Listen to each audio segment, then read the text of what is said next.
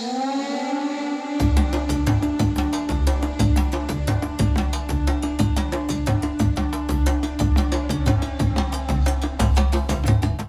and welcome again to What If Natives Won, a video blog and channel about alternate history and American Indians, Native Americans, indigenous peoples.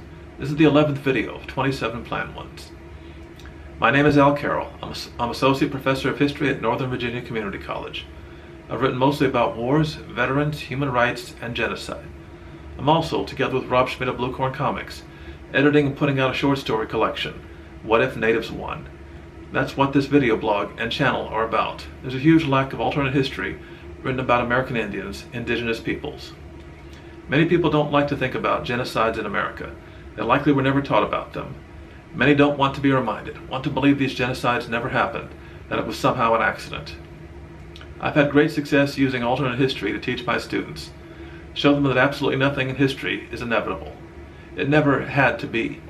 The worst of human history is always a conscious choice. How things turn out is based on how evil the evil choose to be, and how well and how strongly good people choose to stand up to them and stop them. The way things turn out in history took a very specific set of circumstances. Sometimes history can turn on very small things. Change even one, you have an entirely different history, different present, different society. It may be hard to hear this, but we live right now in a dystopian world, one of the worst of all possible outcomes for anyone who is not white. America is today 98% non-native. At least 75 million to 112 million natives were killed by not one genocide, but a series of them. There were many genocides, the last of them ending only in the year 2000, in America, Brazil, Canada, Guatemala, Argentina, Mexico, and elsewhere. On top of that is massive genocide denial. This is not taught in almost all American schools. There are racist images everywhere that are often not admitted to be racist.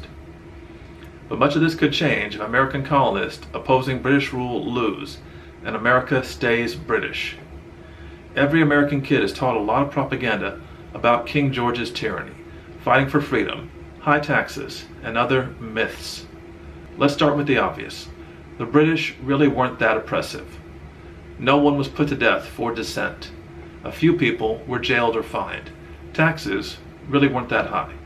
It was mostly incompetence that led to the U.S. breaking away. Historians know very well that America won independence by luck much more than American skill.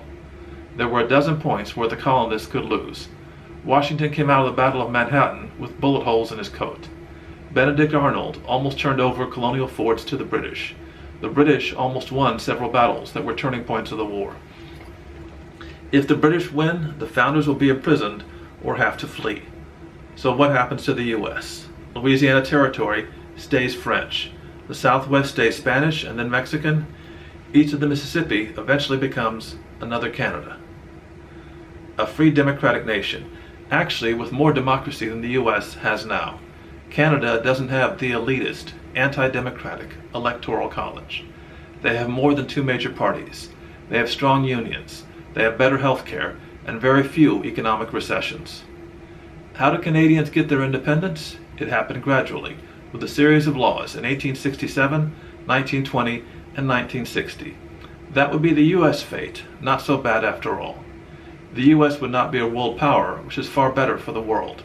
There would be no brutal, useless wars in the Philippines, Vietnam, Iraq, or Afghanistan. U.S. slavery would end without a civil war.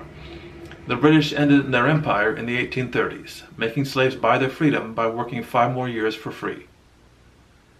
How would America staying British affect Native people? You might remember the proclamation line from high school history. Britain put it in place, barring colonists past the Appalachian Mountains after the French and Indian War. The British government wanted to spend less money by avoiding Indian wars. Most Native nations sided with the British, knowing the Americans would invade and seize more lands. Washington himself ordered the burning of 30 native towns. If the British win, the proclamation line stays. Everything between the Mississippi and Appalachians is a protected reserve for native nations for at least a few decades. Not only that, all the atrocities done by Americans against natives don't happen. No Trail of Tears. No ethnic cleansing in Texas. No California Indian genocide. No slaughtering 100 million buffalo to starve out the Plains tribes. The British and later Canada dealt with native people by economic dependency, forced assimilation, missionaries. That is cultural genocide, and it killed 6,000 Native children in boarding schools by disease and abuse. It's still horrifying, but the death toll is not as high as the multiple genocides by the U.S. in our own time. The Trail of Tears killed 30,000. California Indian Genocide killed at least 120,000. Deliberate starvation of Plains tribes and then disease and war killed tens of thousands more. Canada's population is today 5% Native. In the far north, there are Native majorities. For the U.S., it's 2% of the population. There will be 7 million more natives alive today in the U.S., plus millions more in Louisiana Territory and the northern part of Mexico, since there were no U.S. invasions there. British Canada also kept most of its treaties with Native nations. Today that gives Native people more of a voice. Canadian government leaders have to negotiate with them routinely.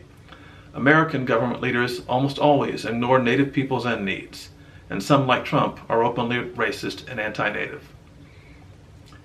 Canada also has 11 Native members of Parliament, compared to only 2 in the U.S. Congress, both of them just elected.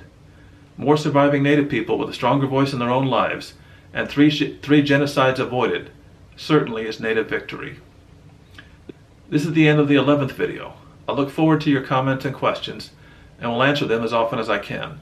Racism, genocide denial, childish behavior, personal attacks get deleted.